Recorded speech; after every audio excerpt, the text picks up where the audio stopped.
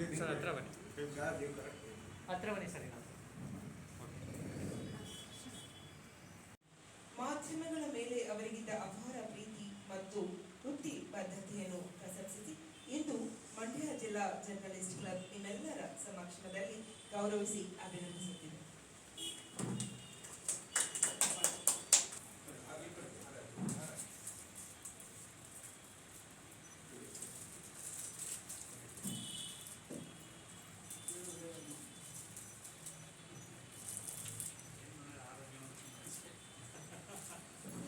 ಚೆನ್ನಪ್ಪಣ್ಣ ಬನ್ನಿ.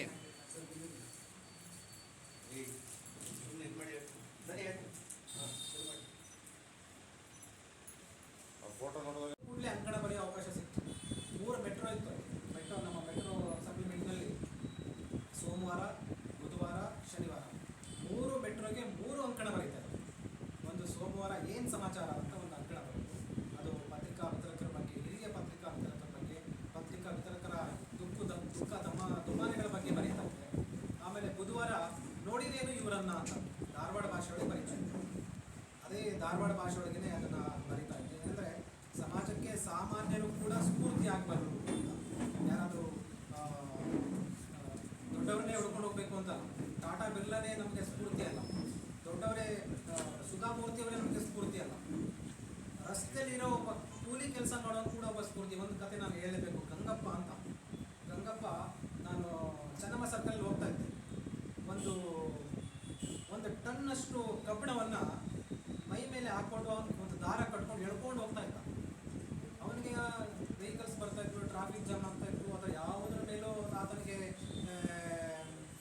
ಲಕ್ಷ್ಯ ಇಲ್ಲ. ಆ ಕಬ್ಬಿಣವನ್ನು ಎಳ್ಕೊಂಡು ಹೋಗ್ತಾ ಇದ್ದೆ. 75 ವರ್ಷ ಆಗಿತ್ತು. ಈ ವ್ಯಕ್ತಿ ಇಷ್ಟೊಂದು ಕಠಿಣವಾದ ಕೆಲಸ ಮಾಡ್ತಾ ಇದ್ದಾನಲ್ಲ ಅಂದ್ಬಿಟ್ಟು ನಾನು ಆತನ ಹಿಂಬಾಲಿಸಿ ಒಂದು ಮನೆ ಹತ್ರ ಹೋದ. ಯಾರಿಗೆ ಅವರು ಗ್ರಾಹಕರಿಗೆ ಕೊಡಬೇಕಾಗಿತ್ತು ಕಬ್ಬಿಣದ ಸರಳುಗಳನ್ನು ಕೊಟ್ಬಿಟ್ಟು ವಾಪಸ್ ಬಂತು. ಆ ಕಬ್ಬಿಣದ ಅಂಗಡಿ ಹತ್ರ ಬಂದ. ನಾನು ಮತ್ತೆ ಅಂಗಡಿ ಹತ್ರ ಬಂದೆ. ನಾನು ಮಾತಾಡಿಸ್ದಾಗ ಸರಿಯಾಗಿ ಮಾತಾಡಲಿಲ್ಲ. ಆ ಅಂಗಡಿ ಮಾಲೀಕರು ಕೇಳಿದೆ, ಯಾರಿವರು? ಅವರು ಒಂದು ಕಥೆ ಹೇಳಿದ್ರು. ಈತ ಕಲಾವಿದರಿಗೆ ಸ್ಫೂರ್ತಿ ಅಂತೆ. ಕಲಾವಿದರು ಆತ ಅವನ ಶ್ರಮವನ್ನು ಒಬ್ಬ ಕಲಾವಿದ ಕಲಾಕೃತಿ ರೂಪವನ್ನು ಕೊಟ್ಟಿದ್ದ. ಅವನು ಯಾವ ರೀತಿ ಅದನ್ನು ಕಬ್ಬಿಣವನ್ನು ಹೇಳ್ಕೊಂಡು ಹೋಗ್ತಾನೆ ಆ ರೀತಿ ಒಂದು ಚಿತ್ರವನ್ನು ಬರೆದಿದ್ದರು. ಒಬ್ಬ ಮಹಾರಾಷ್ಟ್ರ ಮೂಲದ ಒಬ್ಬ ಕಲಾವಿದ ಚಿತ್ರ ಬರೆದು ಅದಕ್ಕೆ ನ್ಯಾಷನಲ್ ಅವಾರ್ಡ್ ಬಂದಿದ್ದು ಆ ಕಲಾಕೃತಿಗೆ. ಅವನು ಇದನ್ನು ಹೇಳಿ ನನ್ನ ಫೇಸ್ಬುಕ್ಕಲ್ಲಿ ಇದೆ ಅಂಕಣ. ನಾನು ಅವನ ಶ್ರಮವನ್ನು ಒಬ್ಬ ಕಲಾವಿದ ಕಲಾಕೃತಿ ರೂಪ ಕೊಟ್ಟಿದ್ದಾನೆ. ಅವನ ಶ್ರಮವನ್ನು ನಾನೊಂದು ಲೇಖನ ಬರೆದು ಬಿಡ್ಬೋದು. ಇದ್ಯಾಕೋ ಸರಿಯಾಗಲಿಲ್ಲ ಅಂತ ಅನ್ನಿಸ್ತು ನನಗೆ. ನಾನು ಆ ಲೇಖನವನ್ನು ಬರೆದು ಒಂದು ಬಾಕ್ಸಲ್ಲಿ ಬರೆದೆ. ಈತನಿಗೆ ಸಹಾಯದ ಅವಶ್ಯಕತೆ ಇದೆ, ಸಹಾಯ ಮಾಡಬೇಕು, ಯಾರಾದರೂ ಸಹಾಯ ಮಾಡಬೇಕು ಅಂದಾಗ ಹುಬ್ಬಳ್ಳಿ ಧಾರವಾಡ ಕಮಿಷನರು ಆತನನ್ನು ಕರೆಸಿ, ಆತನ ಮನೆ ಇರಲಿಲ್ಲ, ಆತ ಇರಲಿಕ್ಕೆ ಒಂದು ಒಂದು ಒಂದು ಕೊಳಗೇರಿನಲ್ಲಿ ಒಂದು ಜಾಗನ ಮಾಡಿಕೊಟ್ರು ಆತನಿಗೋಸ್ಕರ. ಅಂದರೆ ಪತ್ರಕರ್ತರು ನಮಗೋಸ್ಕರ ಅವರ ಶ್ರಮವನ್ನು ಬರೀ ಒಂದು ಲೇಖನ ರೂಪದಲ್ಲಿ ಬರೆದು ಬಿಡೋದು ಅಷ್ಟೇ ಅಲ್ಲ, ಅವರಿಗೆ ಅವರ ಬದುಕಿಗೆ ಒಂದು ದಾರಿ ಆಗಬೇಕು ಅನ್ನೋ ಒಂದು ಅನುಭವ ನನಗಾಯಿತು. ಆಮೇಲೆ ಬಸವರಾಜ್ ಅವರು ಬೆನ್ನು ತಟ್ಕೊಂಡು ಬಂದಿದ್ದಾರೆ. ನೀವೆಲ್ಲರೂ ನನಗೆ ಬೆನ್ನು ತಟ್ಕೊಂಡು ಬಂದು ಇಲ್ಲಿವರೆಗೆ ಒಂದು ಯಶಸ್ವಿಯಾಗಿ ಈ ಜಿಲ್ಲೆಯನ್ನು ನಿರ್ವಹಣೆ ಮಾಡಲಿಕ್ಕೆ ಸಾಧ್ಯ ಆಗಿದೆ. ಮಂಡ್ಯ ಅಂದ ಕೂಡಲೇ ರಾಜಕಾರಣ, ಮಂಡ್ಯ ಅಂದ ಕೂಡಲೇ ಕೃಷಿ, ಸ್ವಾಭಿಮಾನ, ಇಲ್ಲಿ ಚಳವಳಿ ಕರ್ನಾಟಕದ ಎಲ್ಲ ಚಳವಳಿಗೂ ಶಕ್ತಿ ಕೊಟ್ಟ ಒಂದು ಜಿಲ್ಲೆ. ಯಾವುದೇ ನಮ್ಮ ಗೋಕಾಕ್ ಚಳವಳಿಯಿಂದ ಇವತ್ತಿನ ಕಾವೇರಿ ಚಳವಳಿಗೂ ನಾವು ತಗೊಂಡ್ರೆ ಶಕ್ತಿ ಬಂದಿದ್ದು ಈ ಜಿಲ್ಲೆಯಿಂದ. ಈ ಜಿಲ್ಲೆಗೆ ಯಾವುದೇ ಚಳವಳಿ ಬಂದು ಅದಕ್ಕೊಂದು ದೊಡ್ಡ ರೂಪ ಸಿಗುವಂಥ ಜಿಲ್ಲೆ. ಇಷ್ಟು ಬರೆದರೆ ಒಬ್ಬ ಪತ್ರಕರ್ತನಿಗೆ ಸಾಕು. ಇಷ್ಟು 4 ಕ್ಷೇತ್ರಗಳನ್ನು ಬರೆದ್ಬಿಟ್ರೆ, 4 ಕ್ಷೇತ್ರಗಳನ್ನು ನಿರ್ವಹಣೆ ಮಾಡಿಬಿಟ್ರೆ ಯಶಸ್ವಿ ಆಗುತ್ತೆ. ಆದರೆ ನನಗೆ ಸ್ವಲ್ಪ ರಂಗಭೂಮಿ ಕಲೆ ಹಿನ್ನೆಲೆ ಇರೋದ್ರಿಂದ ಅದರ ಆಚೆ ಏನಾದರೂ ಇದೆಯಾ ಅಂತ ನಾನು ನೋಡುವಂಥ ಪ್ರಯತ್ನ ಮಾಡಿದೆ.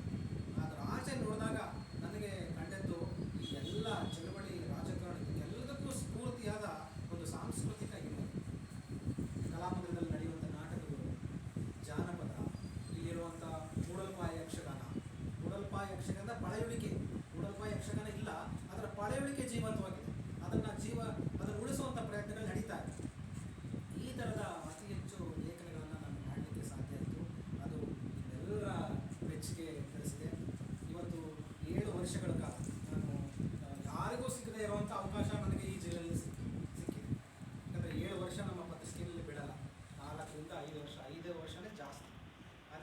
ವರ್ಷ ಬೋನಸ್ ನನಗೆ 5 ವರ್ಷ ಪ್ಲಸ್ 2 ವರ್ಷ ಈ ಬೋನಸ್ ಸಿಕ್ಕಿದೆ.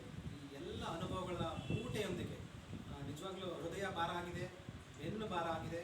9ನೇ ತಾರೀಕುವರೆಗೂ ನನಗೆ ಸತತವಾಗಿ ಬೀಳ್ಕೊಡುಗೆ ನಿಗದಿಯಾಗಿದೆ.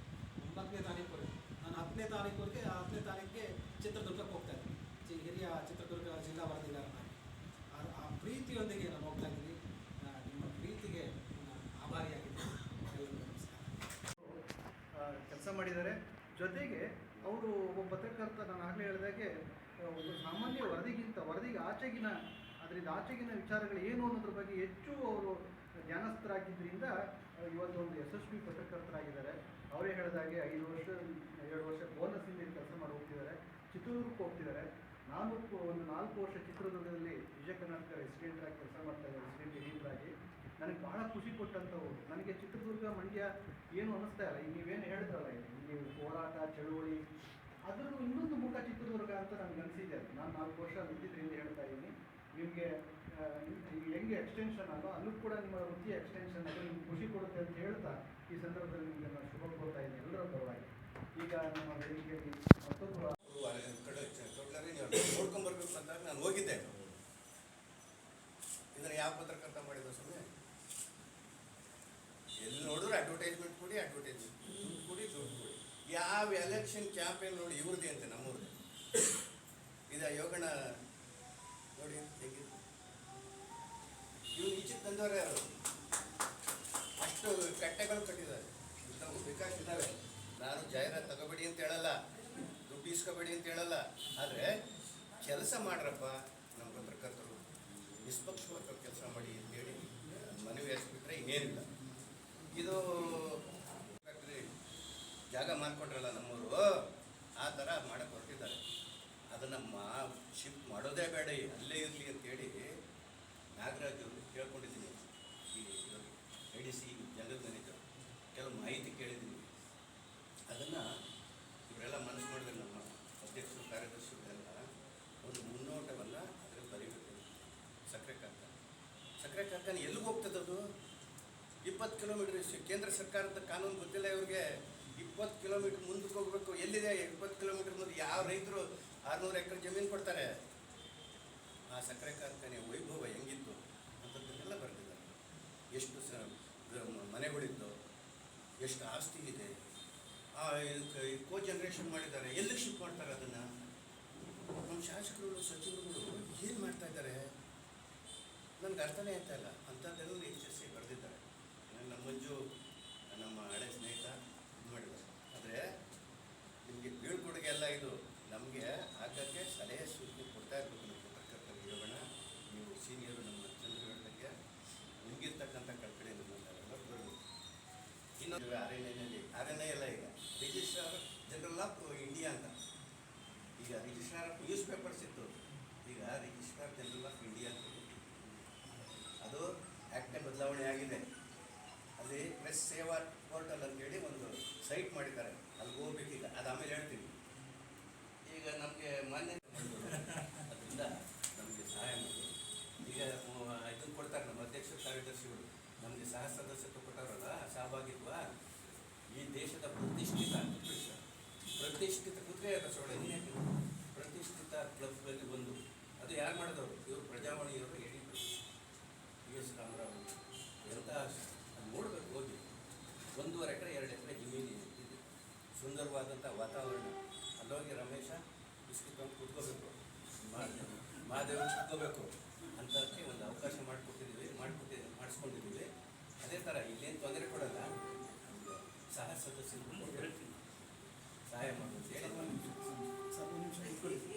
ಅದು ಹೆಮ್ಮೆ ಪಡುವಂಥ ವಿಷಯ, ಎಲ್ರಿಗೂ ಖುಷಿ ಕೊಡುವಂಥ ವಿಷಯ. ನಾನು ಆಮೇಲೆ ಹೇಳೋಣ ಅಂದ್ಕೊಂಡಿದ್ದೆ. ಪ್ರೆಸ್ ಕ್ಲಬ್ ಆಫ್ ಬೆಂಗಳೂರು ಅನ್ನುವಂಥದ್ದು ಅವ್ರು ಆಗಲೇ ಹೇಳಿದಾಗೆ ಒಂದು ಪ್ರತಿಷ್ಠಿತವಾದ ಒಂದು ಸಂಸ್ಥೆ. ಬೆಂಗಳೂರಿನ ಎಲ್ಲ ಪ್ರಮುಖ ಚಟುವಟಿಕೆಗಳು ಅಲ್ಲೇ ನಡೆಯುತ್ತೆ. ಮಾಧ್ಯಮ ಗೋಷ್ಠಿಗಳು ಎಲ್ಲ ಪ್ರಮುಖರು ಅಲ್ಲೇ ಭಾಗವಹಿಸ್ತಾರೆ, ಪತ್ರಕರ್ತರು ಅಲ್ಲಿ ಸದಸ್ಯರಾಗಿರ್ತಾರೆ. ಹಾಗಾಗಿ ಅವರಿಗೆ ಅಲ್ಲಿ ಊಟ ತಿಂಡಿ ವ್ಯವಸ್ಥೆ ಎಲ್ಲ ಇರುತ್ತೆ. ಒಂದು ವಿಶಾಲವಾದ ಒಂದು ಜಾಗ ಕಬ್ಬನ್ ಪಾರ್ಕ್ನಲ್ಲಿ ಇದೆ. ಅದು ಇಡೀ ದೇಶದಲ್ಲೇ ಒಂದು ಪ್ರತಿಷ್ಠಿತವಾದಂಥ ಕ್ಲಬ್. ಆ ಕ್ಲಬ್ನ ಸದಸ್ಯತ್ವ ನಮ್ಮ ಮಂಡ್ಯ ಜಿಲ್ಲಾ ಜರ್ನಲಿಸ್ಟ್ ಕ್ಲಬ್ ಸಿಕ್ಕಿದೆ. ಹಾಗಾಗಿ ಸರ್ಗೆ ಅದನ್ನು ಅಭಿನಂದನೆಗಳನ್ನು ಸಲ್ಲಿಸ್ಬೇಕು ನಾವು. ಆ ಕಾರಣಕ್ಕೆ ಒಂದು ಅಭಿನಂದನೆ ಇಟ್ಕೊಳ್ತೀವಿ ಅಂದರೆ ಅದು ಒಪ್ಪಲಿಲ್ಲ. ಯಾಕೆ ಅಂತಂದರೆ ನಿಜವಾಗ್ಲೂ ಯಾಕೆ ನಾವು ಅದು ಹೇಳಲೇಬೇಕು ಅಂದರೆ, ಖಂಡಿತ ನಾನಾಗಲಿ ಗೌಡಿ ಅವರು ಬಸವೇಗೌಡರಾಗಲಿ ಬಸವರಾಜರಾಗಲಿ ಯಾರು ಹೋಗಿ ಕೇಳಿದ್ರು ಅವರು ಅದನ್ನು ಪರಿಗಣಿಸ್ತಿರ್ಲಿಲ್ಲ.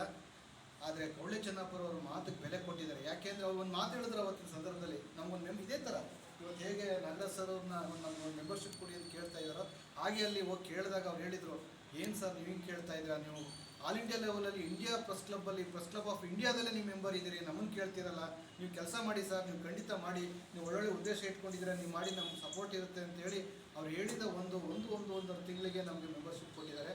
ಇದಕ್ಕೆಲ್ಲ ಕಾರಣರು ನಮ್ಮ ಚೆನ್ನಪ್ಪ ಸರು. ಅವ್ರಿಗೆ ಅವ್ರ ವೇದಿಕೆ ಹಚ್ಚೇ ಹೋದ್ರೂ ಪರವಾಗಿಲ್ಲ, ಅಭಿನಂದನೆ ಸ್ವೀಕರಿಸೋದ್ರ ಪರವಾಗಿಲ್ಲ, ಅವ್ರು ನಾವೆಲ್ಲ ಸೇರಿ ಅಭಿನಂದನೆ ಅಂತ ಸಂದರ್ಭದಲ್ಲಿ ಹೇಳ್ಕೊಳ್ತಾ ಇದ್ದೀನಿ. ನಿಮಗೆ ಅಂದರೆ ಪತ್ರಿಕೆಯವರಿಗೆ ನಾನು ಏನು ಮಾತಾಡುವ ಸ್ಥಿತಿಯಲ್ಲಿ ಇಲ್ಲ. ಅಂದರೆ ಒಂದು ಮನವಿಗೆ ಮಾತಾಡೋಕ್ಕೆ ನನಗೆ ಹಕ್ಕಿದೆ. ಮಾತಾಡಬೇಕು ಸರ್.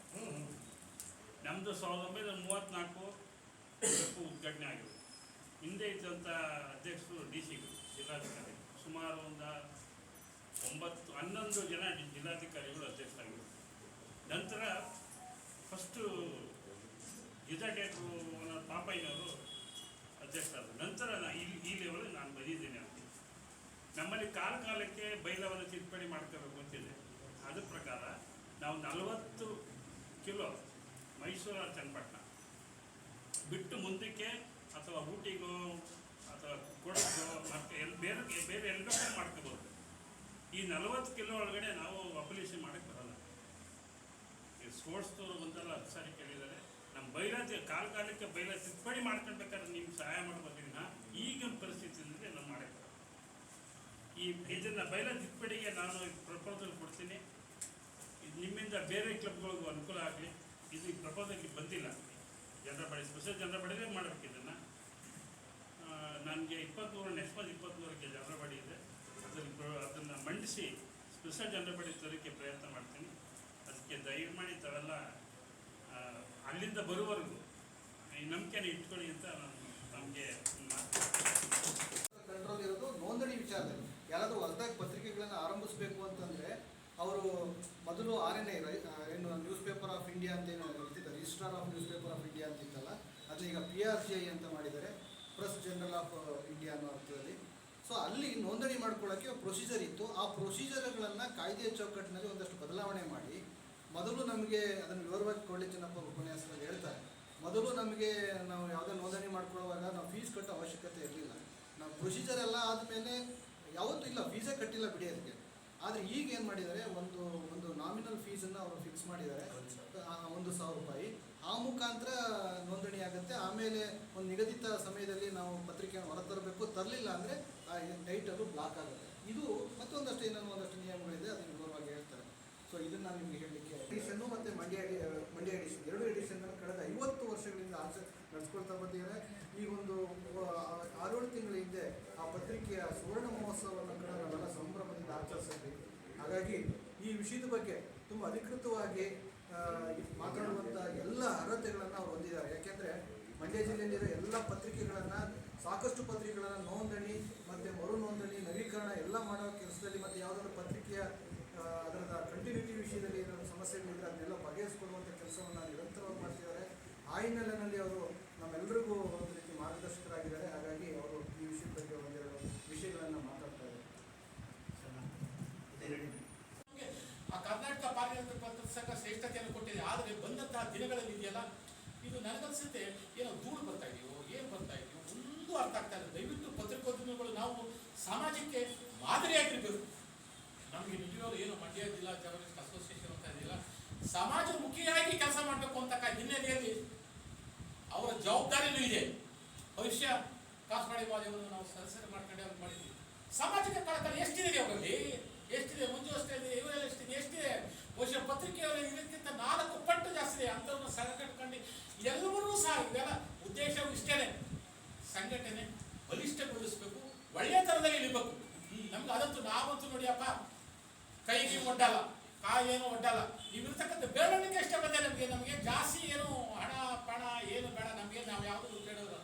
ಆದರೂ ಈ ಸಂಘಟನೆಯಲ್ಲಿ ನಿಮ್ಮೆಲ್ಲರ ಗೌರವವನ್ನು ಕಾಪಾಡ್ತಾ ಇದ್ದೀವಿ. ನಿಮ್ಮೆಲ್ಲರ ಗೌರವ ಮಂಡ್ಯ ಜಿಲ್ಲಾ ಜರ್ನಲಿಸ್ಟ್ ಅಂತಂದರೆ ಗೌರವದ ಸಂಕೇತ. ಏನೋ ಚೆನ್ನಪ್ಪನವರು ಒಂದು ಒಳ್ಳೆ ಅವಕಾಶವನ್ನು ನಮಗೆಲ್ಲರಿಗೂ ಕೊಡಿಸಿದ್ದಾರೆ. ಪ್ರೆಸ್ ಕ್ಲಬ್ಬಿನ ಸದಸ್ಯತ್ವ ಇದೆಯಲ್ಲ, ಅದು ಬಹುಶಃ ಯಾರು ಕೊಡದೇ ಇರತಕ್ಕಂಥ ಒಂದು ಸದಸ್ಯತ್ವ, ಆ ಸದಸ್ಯತ್ವ ಒಟ್ಟಿಲ್ಲ ತಿಳ್ಕೊಳ್ಳಿ.